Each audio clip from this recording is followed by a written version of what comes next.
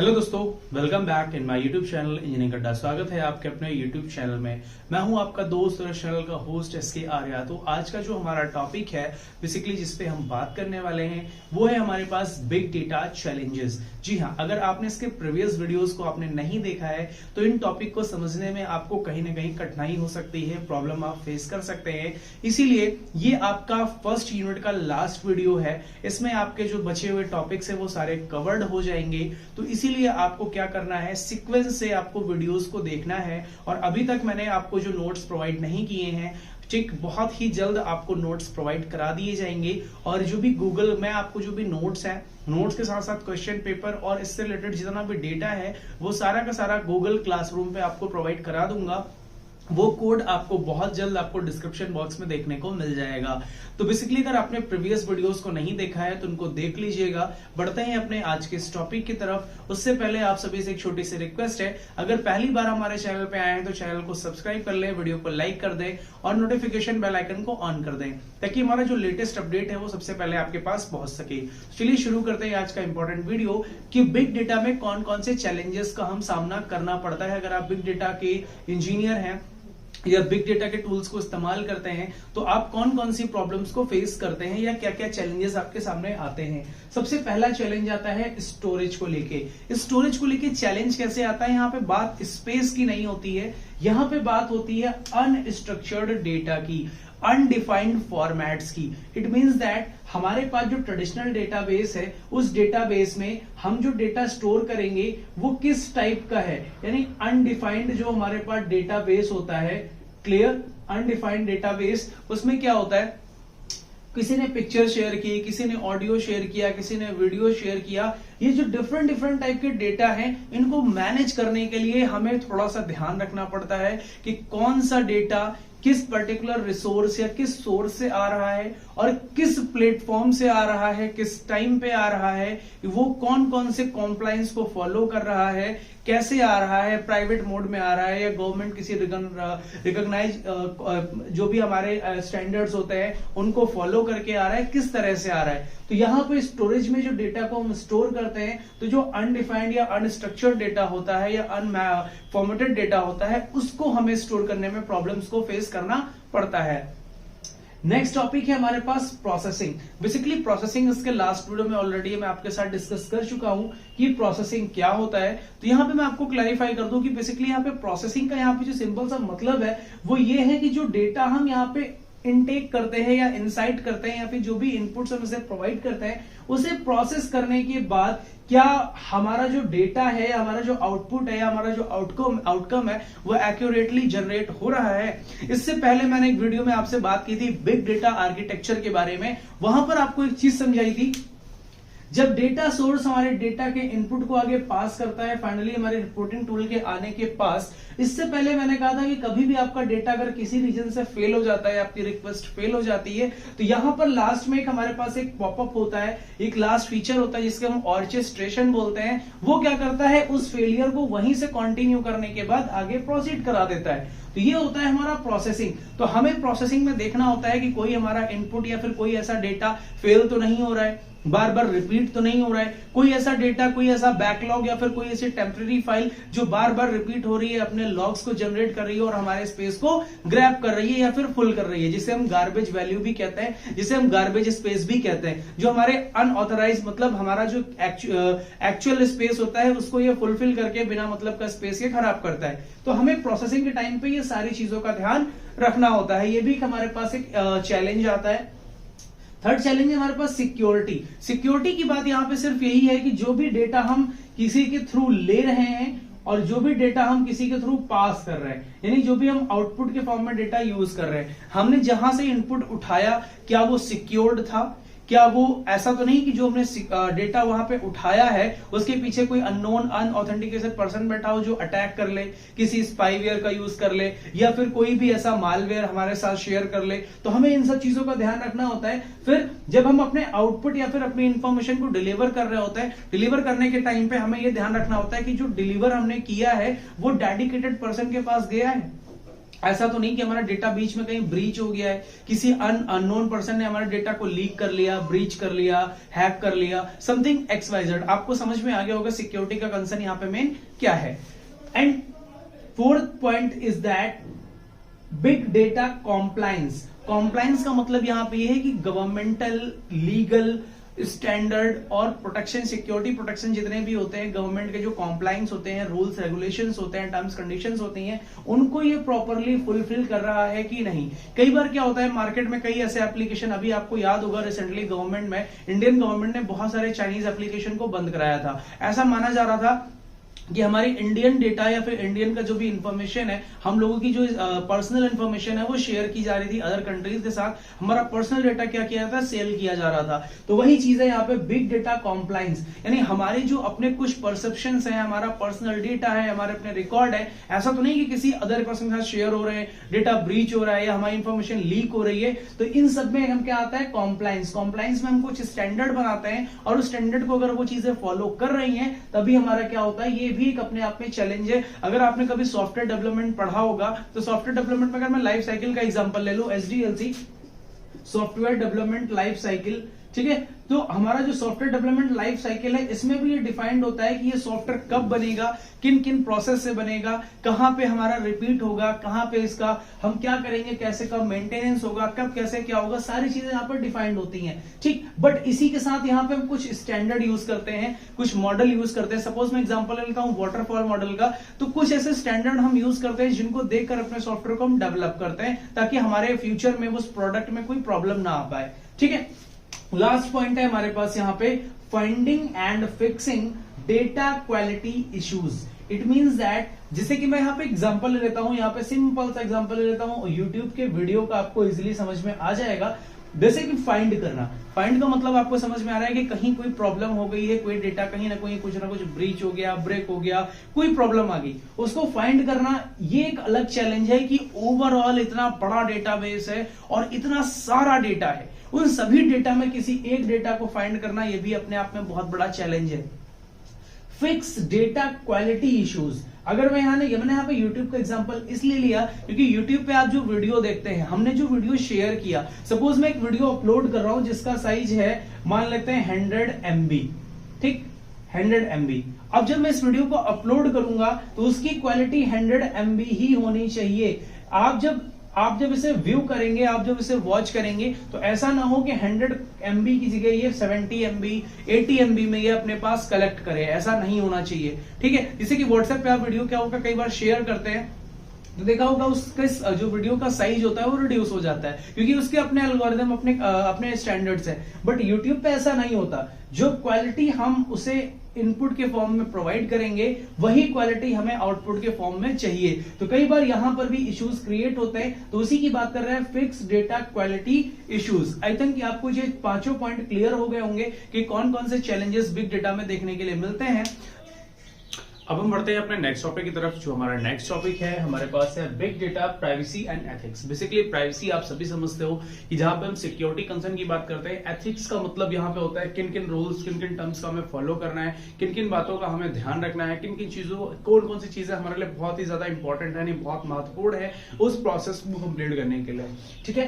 तो पहला पॉइंट है private customer data and identity should remain private. It means that जो भी हमारे प्राइवेट कस्टमर होता है, प्राइवेट कस्टमर का मतलब क्या है कि बहुत सारा हमारा ऐसा डेटा है जो पब्लिकली प्राइवेट मोड पे शेयर किया जा रहा है। तो हम प्राइवेट डेटा क्यों शेयर कर रहे हैं? जैसे कि एग्जांपल, हम फेसबुक पे जो बातचीत करते हैं तो फेसबुक प्लेटफॉर्म क्या है, एक पब्लिक प्लेटफॉर्म है, क्लियर, सोशल प्लेटफॉर्म है, कोई भी यूज कर सकता है। बट उसके अंदर जो चैटिंग हो रही है यानी 1 to 1 हो रही है, 1 to many की अगर हम ग्रुप की बात करें तो वो एक अलग कंसर्न है। बट 1 to 1 के केस में आपने देखा होगा जो चैट्स है वो प्राइवेट है कहीं ना कहीं। तो ये उसी की बात कर रहे हैं कि जो भी डेटा है, मैं एक एग्जांपल आपको समझा रहा था कि फेसबुक पे जो हम चैट करते हैं, इसी तरह सिमिलर जो भी चैटिंग से कोई ऐसा डेटा जहां पे वो प्लेटफॉर्म इंडिपेंडेंट हो प्लस वो सेफ हो और उसका जो डेटा है वो प्राइवेट मोड में शेयर किया जा रहा हो, तो वो हमारा क्या है, private customer data and identity should remain private. यानी उसकी आइडेंटिटी और उसके डेटा को हमेशा प्राइवेट रखने की उस पे चीजों पे ज्यादा ध्यान दिया जाता है। नेक्स्ट पॉइंट है shared private information should be treated confidentiality. It means that जो डेटा हम प्राइवेटली शेयर करते हैं उस चीज पे बहुत ज्यादा ध्यान दिया जाता है कि ये डेटा कहीं से ब्रीच ना हो पाए, कहीं से लीक ना हो पाए। और जो प्रोटोकॉल्स जो हम यूज कर रहे हैं वो जब भी हम किसी भी प्राइवेट होस्टिंग की बात करते हैं, प्राइवेट शेयरिंग की बात करते हैं, तो इनके अपने कुछ डेडिकेटेड होस्टिंग्स होती हैं, डेडिकेटेड टूल्स होते हैं, या फिर हम ये कह सकते हैं कि कुछ अपने डिफाइंड प्रोटोकॉल्स होते हैं जिनकी मदद से वो डेटा केवल प्राइवेट नेटवर्क में ही शेयर किया जाता है। अगर मैं एग्जांपल करूं, छोटा सा एग्जांपल समझाता हूं, आप लोगों ने आईपी एड्रेस पढ़ा होगा, वहां पर हमारे पास जो प्राइवेट आईपी एड्रेस की रेंज होती है, सपोज मैं आप एग्जांपल लेता हूं 10.10.10.10, ये हमारा क्या है, एक प्राइवेट आईपी एड्रेस है ना। तो प्राइवेट आईपी एड्रेस पे जो डेटा स्टफल करेगा या जो भी शेयर होगा तो वो प्राइवेट पे ही रहेगा, वो पब्लिक पे नहीं जा सकता, है ना। तो कुछ उसी तरीके का है कि जो प्राइवेट डेटा होता है उसको बहुत ही कॉन्फिडेंशियल रखा जाता है।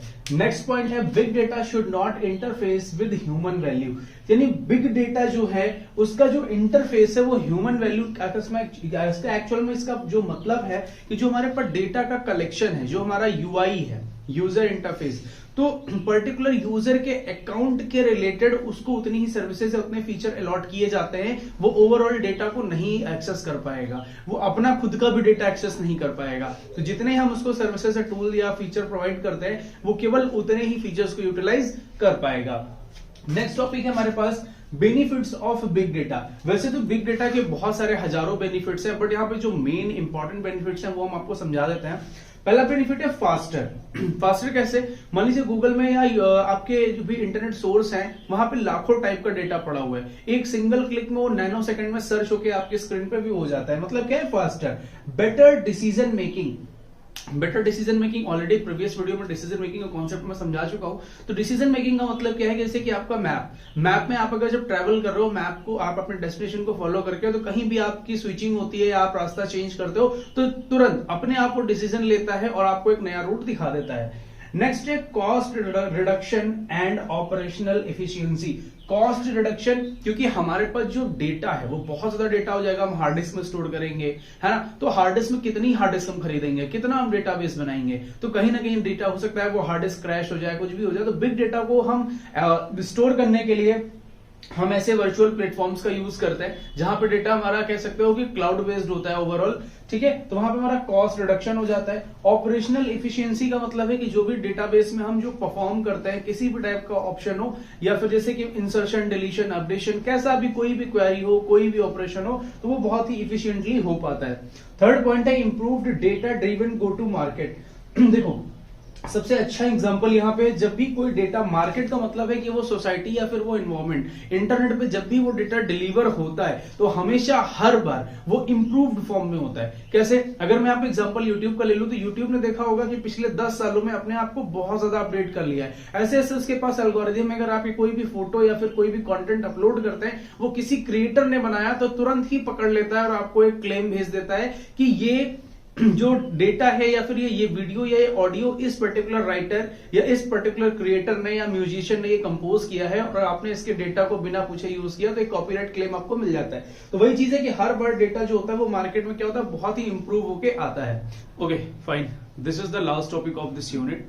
सो topic is intelligent data analysis. Basically intelligent data analysis already you know that how to configure, how to analyze, what about, suppose basically जो analysis है, analysis include history, patterns, record, size and everything about of data. So intelligent data analytics, तो इसमें क्या होता है, basically एक forum provide करता है।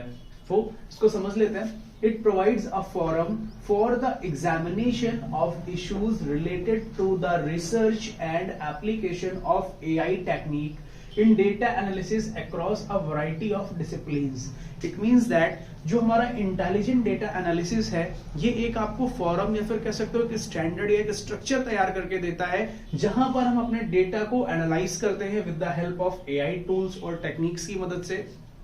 तो यहाँ पे आप देख सकते हो बहुत सारे टूल्स को मैंने ऑलरेडी यहाँ पे डिफाइन कर दिया है, आपको दिख रहे होंगे। तो ये सारे हमारे क्या है, डेटा एनालिटिक टूल, जिनको हम यूज करके अपने डेटा को एनालाइज करते हैं। क्लियर? तो ऐसे ही बहुत सारे टूल हैं जिनको इस्तेमाल करते हैं अपने डेटा को एनालाइज करने के लिए, और ये डिफरेंट टाइप के डेटा की वैरायटी को, डिफरेंट टाइप के डेटा की क्वालिटी को और ओवरऑल सारी जानकारी को ये कलेक्ट करते हैं। और आपको अगर इसको एग्जामिन का मतलब है जब हम इसकी जांच पड़ताल करते हैं या एनालाइज करते हैं, तो जो भी फेलियर या इश्यूज अकर होते हैं तो उनको रिजॉल्व करने के लिए आपको सोल्यूशन और क्यों ये प्रॉब्लम आ रही है उससे रिलेटेड सारी जानकारी डीपली आपको कौन प्रोवाइड करता है, intelligent data analysis.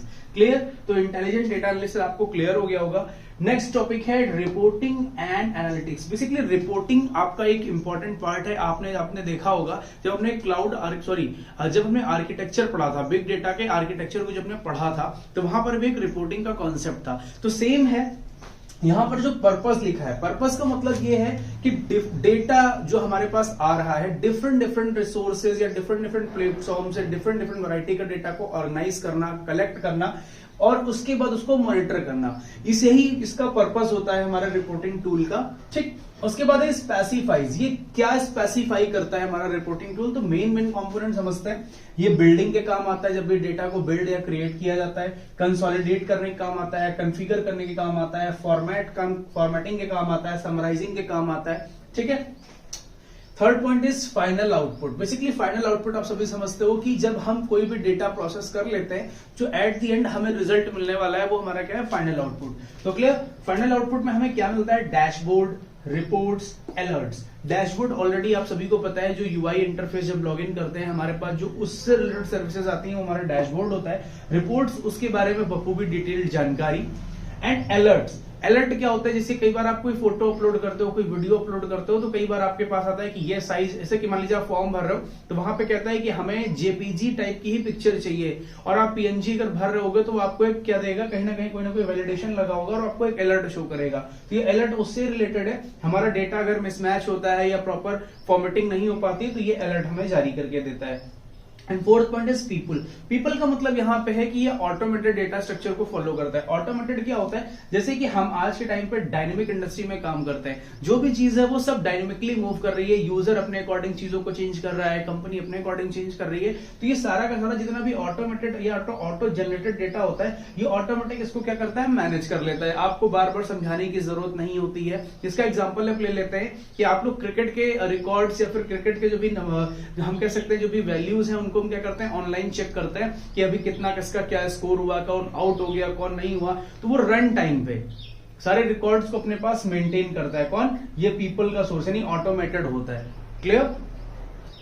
And last topic is value proposition. It means that value proposition का मतलब यहां पे ये है कि जो भी हम डेटा कलेक्ट करेंगे वो अप टू डेट होना चाहिए, करेक्ट होना चाहिए, और इसके साथ साथ जो भी हमने यहाँ पे बताया कि जो भी फॉर्मेट्स को हम फॉलो करते हैं, इस फॉरम को फॉलो करते हैं, उस फॉरम के अकॉर्डिंग वो डेटा ऑर्गेनाइज होना चाहिए। तो क्लियर? आई थिंक आपको ये टॉपिक क्लियर हो गया होगा। ये सभी हमारे डेटा एनालिटिक्स टूल्स हैं जिनको इस्तेमाल करके हम देखते हैं कि कैसे आप डेटा को एनालाइज करेंगे। तो ये लास्ट टॉपिक था इस यूनिट का। उम्मीद करते हैं आपको सारे लेक्चर समझ में आए होंगे और वीडियो पसंद आया होगा। तो प्लीज कमेंट के माध्यम से जरूर बताइएगा आपको वीडियो कैसा लगा। तो बहुत ही जल्दी हम नेक्स्ट यूनिट भी शुरू करने वाले हैं। वीडियो में कंटिन्यूअसली बने रहिएगा, और इसके जो नोट्स हैं ये आपको 2 से 3 दिनों में डिलीवर कर दिए जाएंगे। आप सभी को गूगल कोड प्रोवाइड कर दिया जाएगा, वहां से आप सभी लोग नोट्स को एक्सेस कर सकते हैं। तब तक के लिए जय हिंद, जय भारत।